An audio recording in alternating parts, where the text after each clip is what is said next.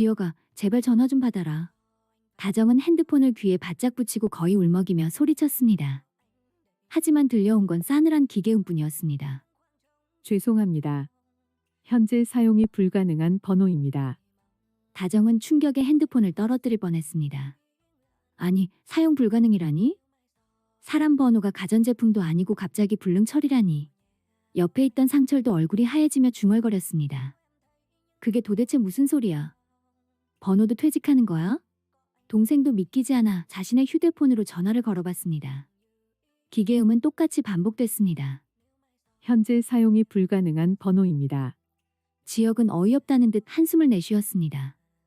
에휴, 번호까지 나를 차단했네. 오빠가 번호를 바꿨나? 수빈이 소파에서 벌떡 일어나며 말했습니다. 번호를 바꿨으면 없는 번호입니다가 아니라 새 번호로 연락주세요. 해야지. 근데 이건 그냥 사용 안 한 모드잖아. 순간 가족들의 얼굴이 쭉 창백해졌습니다. 마치 치킨 세트 시켰는데 치킨만 오고 콜라는 안 온 상황처럼 뭔가 허전하고 불안한 그 표정. 12시간 전 어젯밤. 지혁은 성재와 말다툼을 한 뒤 혼자 골목길을 걷고 있었습니다. 성재의 마지막 말이 머릿속을 맴돌았죠. 6년 동안 내가 왜 항상 네 말만 들어야 했냐? 너만 힘든 줄 알았냐? 지혁은 걸음을 멈추고 주머니에서 폰을 꺼냈습니다. 띠링 화면엔 가족 부재중 전화가 줄줄이. 아빠 17통, 엄마 25통, 지원 7통, 수빈 10통. 마치 택배기사님 부재중 문자보다 더 빽빽하게 쌓여 있었습니다. 지혁의 눈가에 눈물이 맺혔습니다. 이제 정말 아무도 없구나. 그리고는 핸드폰 뒤를 열어 유심을 조심스럽게 꺼냈습니다. 작은 칩 하나를 손바닥 위에 올려놓고 한참을 바라보더니 중얼거렸죠. 미안해, 가족들. 이게 최선이야. 그리고는 유심을 바닥에 툭 떨어뜨렸습니다. 작은 칩이 바스락 소리를 내며 굴러갔습니다. 유심이 종이도 아닌데 왜 바스락이냐고요? 네, 그만큼 비극적으로 연출됐다는 겁니다. 지혁은 마지막으로 발로 꽉 밟아버렸습니다. 딱! 하고 산산조각 난 유심 조각이 바람에 날려 흩어졌죠. 그 모습은 마치 과자 봉지 뜯자마자 바닥에 와르르 쏟아져서 다시는 못 주워 담는 그 순간 같았습니다. 그리고 지혁도 어둠 속으로 사라져 갔습니다.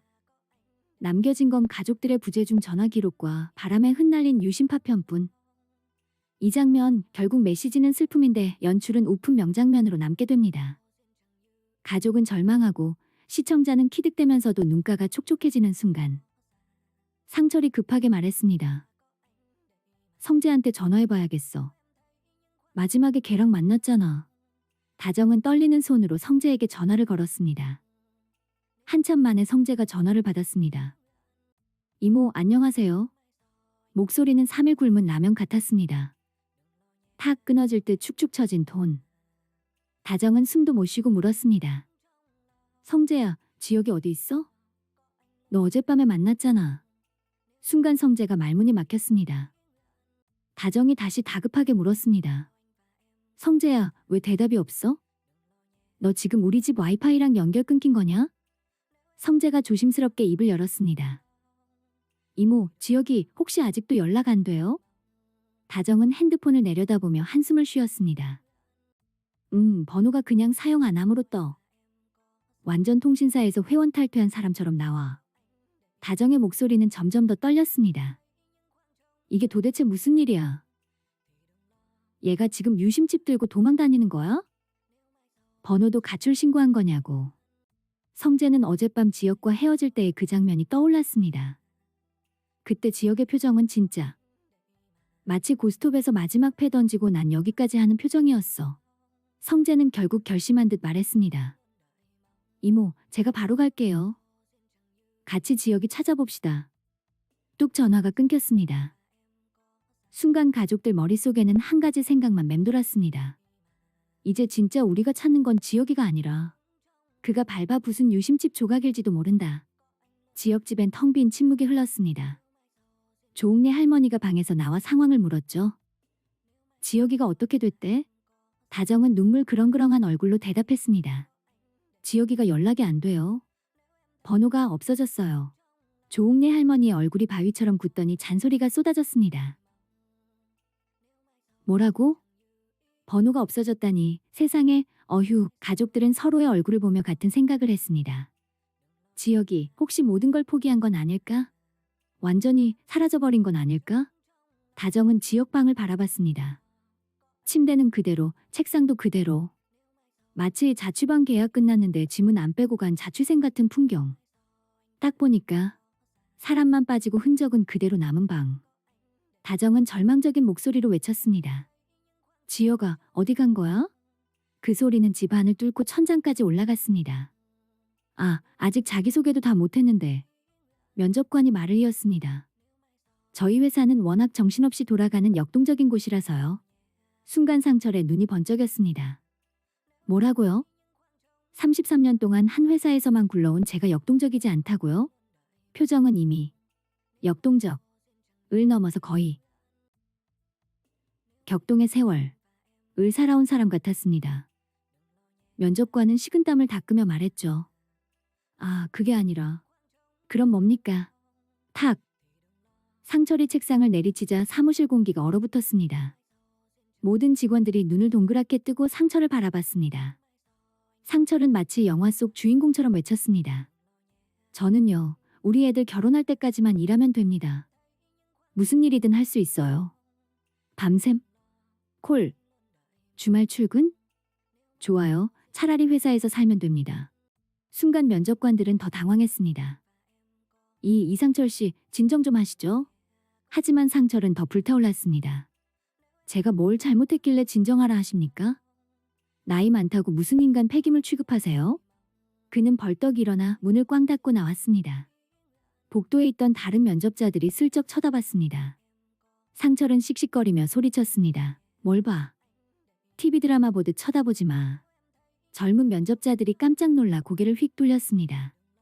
엘리베이터로 향하는 상철의 뒷모습은 씩씩했지만 사실은 좀 짠했습니다.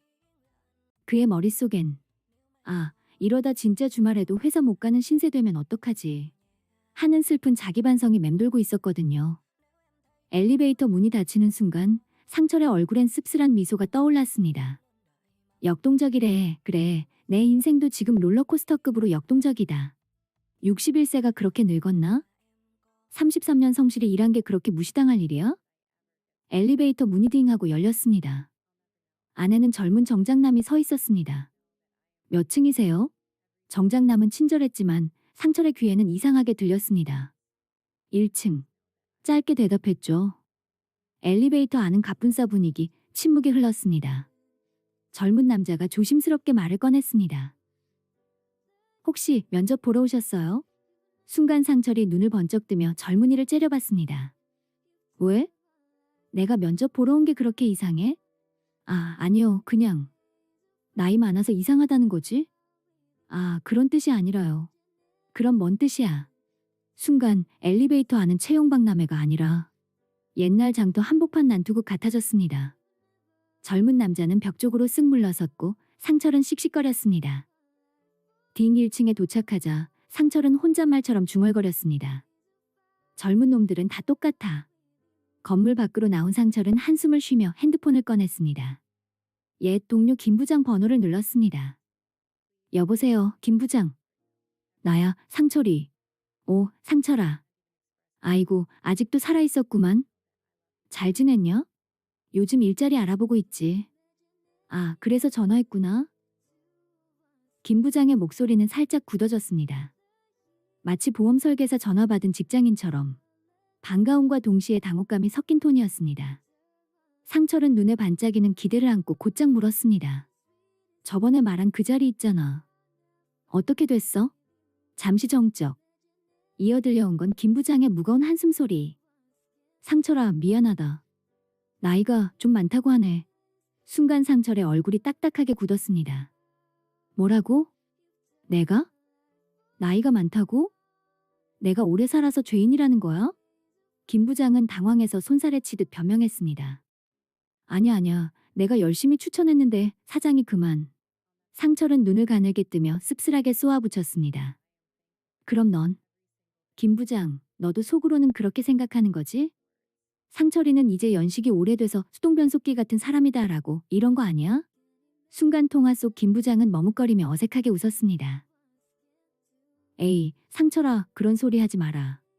아직 네 몸엔 기름칠 잘 된 경운기 힘은 남아있잖아. 61세가 그렇게 늙었냐고. 그의 외침은 건물 앞 인도까지 울려 퍼졌습니다. 지나가던 사람들이 슬쩍 쳐다봤습니다. 하지만 상철은 포기하지 않고 소리쳤습니다. 이 몸 아직 역동적이라고. 밤샘, 주말 출근, 택배 상하차 전부 가능하다고. 주변 사람들은 고개를 돌리며 속삭였습니다. 와, 저 아저씨 진짜 열정은 채용 1순위인데. 근데 왜 이렇게 짠하지? 상철은 고개를 떨구며 중얼거렸습니다. 이 나이에 역동적인 게 화내는 것밖에 없네. 내가 33년 동안 뭘 했다고? 매일같이 개근상 받을 만큼 일했는데 이제 와서 나이 많다고 나를 고철 취급한다고? 상철의 목소리는 이미 방송국 민원전화 톤으로 올라가 있었습니다. 상철 씨, 제발 흥분 좀 가라앉히세요. 뚜뚜뚜. 전화는 싸늘하게 끊겼습니다. 상철은 집 앞 계단에 털썩 앉아 넥타이를 확 풀어헤쳤습니다. 이게 내 인생이냐? 그때 뒤에서 목소리가 들렸습니다. 아버지, 지환이 나타났습니다. 아버지, 왜 여기 앉아 계세요? 상철은 아들의 걱정스러운 얼굴을 바라보며 목소리를 떨었습니다. 지환아, 아버지가 이제 폐급 인간이 된 거냐? 지환은 깜짝 놀라며 옆에 앉았습니다. 무슨 말씀을 그렇게 하세요? 누가 그런 소리를 했는데요? 세상이 다 그래. 61살은 구식이라고 채용 리스트에서 바로 탈락이라잖아. 상철의 표정은 마치 오래된 휴대폰이 이 기기는 더 이상 지원되지 않습니다라는 메시지를 받은 것 같았습니다. 아버지, 그런 말 믿지 마세요. 세상에 쓸 데가 얼마나 많은데요. 빈 병도 돈 받고 헛 냄비도 고물상에서 환영받아요. 현실은 냉정하다, 지환아. 형도 사라지고 나도 쓸모없고 우리 집은 어디로 가는 거냐. 지환은 속으로 중얼거렸습니다. 평생 집안 기둥이던 아버지가. 그리고 단단히 결심했습니다. 아버지, 이제 제가 더 열심히 뛰어다닐게요. 형이 자리를 비운 동안은 제가 대신해야죠. 상철은 아들을 바라보며 씁쓸하게 웃었습니다. 근데 지혁이는 도대체 어디로 튄 거냐? 이럴 때 큰아들이 있어야지. 지환이 부축하며 말했습니다. 아버지, 일단 들어가세요. 엄마가 걱정하십니다. 상철은 무거운 몸을 일으켰습니다. 하지만 마음은 더 무거웠습니다. 61살에 이렇게 가혹할 줄이야. 같은 시각 은호의 집. 쾅. 문이 3개 닫혔습니다. 9년이야, 무려 9년. 은호가 중얼거리며 옷장을 열었습니다.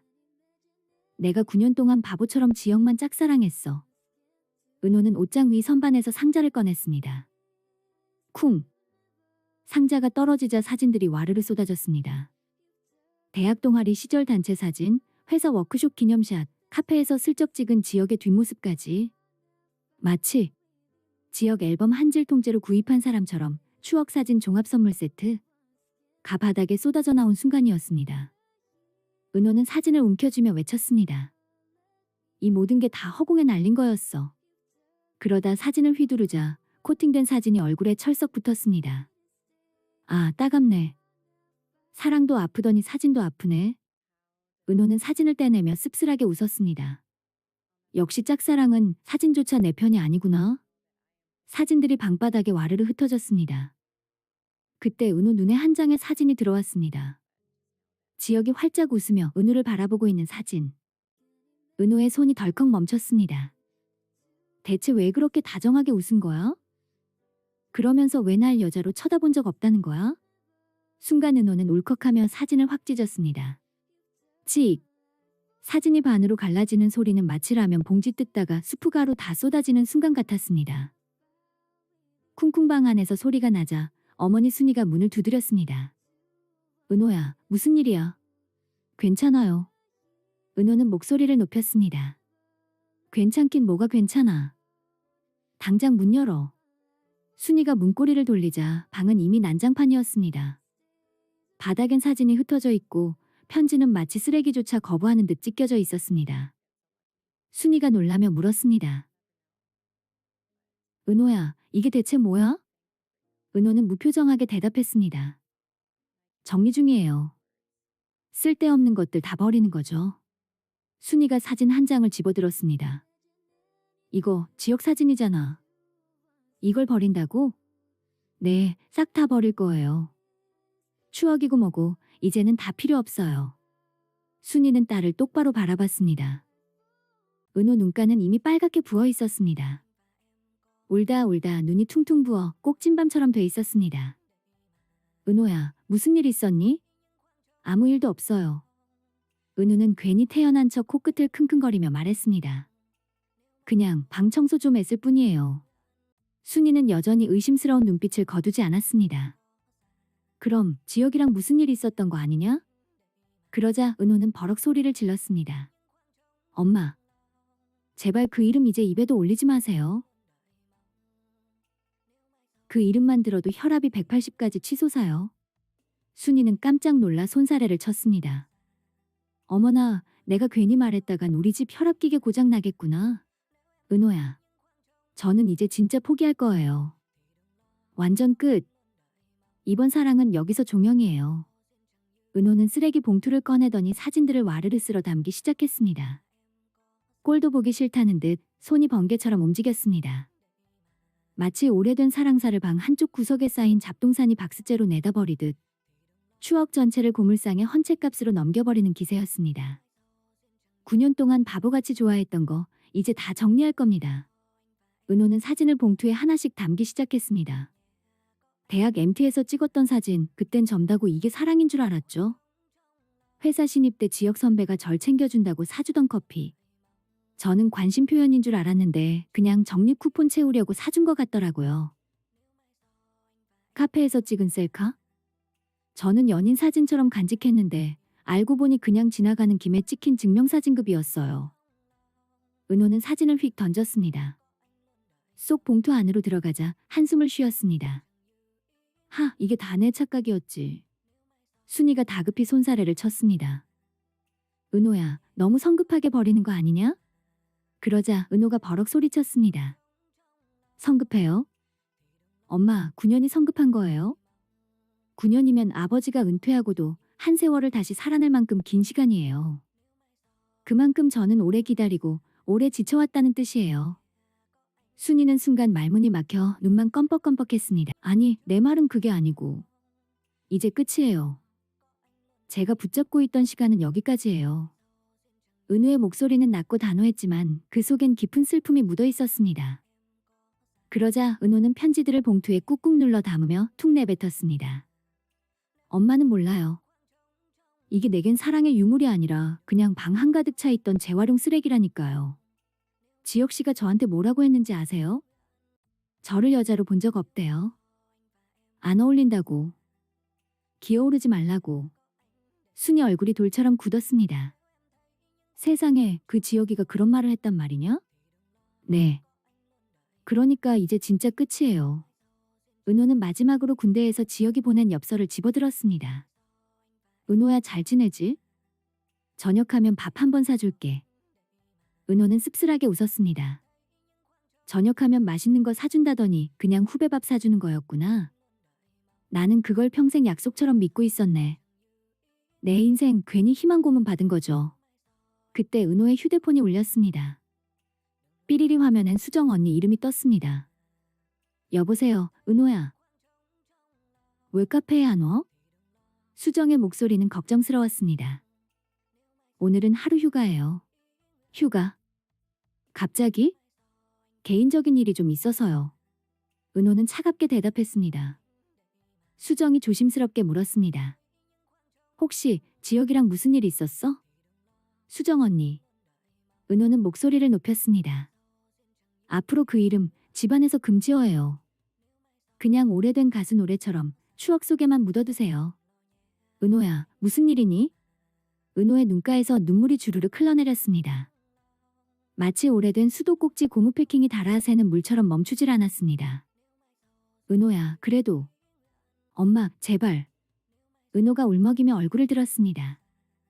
이제 그 사람 얘기 좀 그만하세요. 제 귀가 마치 고장난 라디오처럼 잡음만 들려요. 순이는 다가가 딸을 안아주었습니다. 그래, 엄마가 다 알아. 울고 싶으면 그냥 울어. 눈물도 쌓아두면 곰팡이 핀다. 은호는 결국 엄마 울음을 터뜨렸습니다. 엄마, 저는 왜 이렇게 멍청한 거예요? 9년 동안 혼자 좋아하고, 혼자 기다리고, 혼자 착각만 했어요. 순이는 등을 토닥이며 달랬습니다. 그건 멍청한 게 아니야. 그건 사랑이야. 아니에요, 엄마. 그게 멍청한 거죠. 일방적으로 혼자 애태운 게 얼마나 바보 같은 짓인지 이제 뼈저리게 알겠어요. 순이는 한숨을 쉬며 딸을 안았습니다. 우리 딸은 바보가 아니야. 눈이 없는 게 그쪽이지. 남자 눈이 고장난 거야. 안과에 가야 해. 은호는 엄마 더욱 크게 울었습니다. 9년 동안 쌓인 마음이 마치 장롱 속에 쟁여둔 묵은 이불먼지처럼 한꺼번에 터져나왔습니다. 방 안엔 찢어진 사진들과 편지들만 굴러다녔습니다. 9년간 쌓인 사랑은 결국 쓰레기 봉투 안에 차곡차곡 담겨 있었습니다.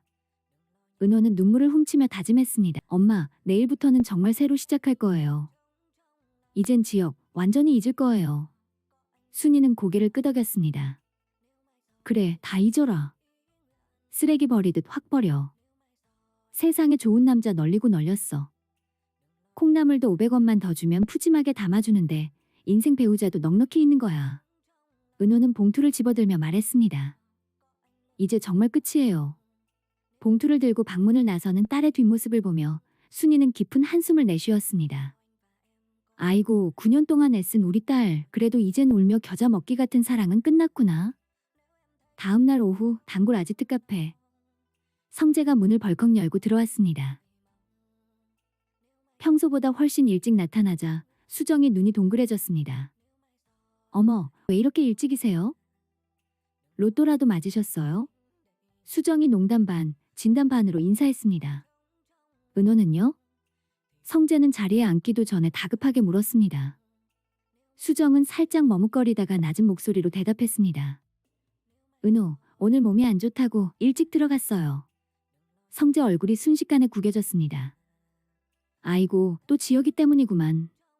수정은 눈치 보듯 성재를 바라보다가 고개를 끄덕였습니다. 성재 선배님도 이제 다 아셨네요. 성재는 머리를 긁적이며 푹 한숨을 쉬었습니다. 어제 지혁이랑 얘기 좀 했는데 에휴, 그놈 때문에. 동네 날씨보다 은우 기분이 더 변덕스러워요. 기상청도 예보 못해.